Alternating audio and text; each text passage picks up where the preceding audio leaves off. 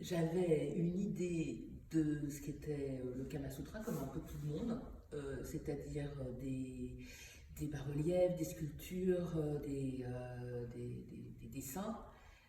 Et quand Lara m'a dit que c'était un texte, j'étais très très étonnée, je ne savais même pas qu'il existait, je n'en avais jamais entendu parler. Donc voilà, j'avais une image très fausse de ce que c'était que le Kama Sutra.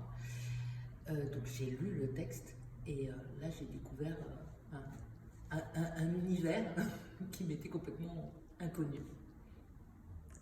Si ce rapport au féminin, au plaisir et à l'intime qui est très fort dans ce texte et pas du tout occidental.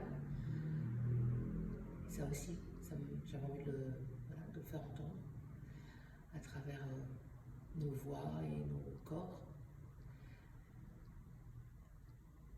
La curiosité.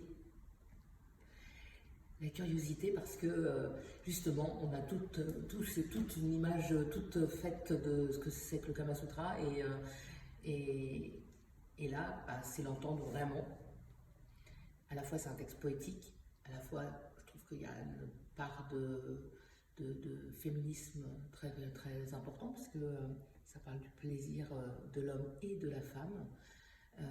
Et voilà, et c'est pas si courant. Dans ce texte, il y a à la fois l'aspect poétique, mais il y a aussi toute cette culture, elle aussi qu'on croit connaître, cette culture indienne, et qu'on ne connaît pas tant que ça, ce rapport à la nature, à l'observation des animaux, les, voilà, le rapport aussi entre le corps, le bien-être, voilà, les massages, la nourriture.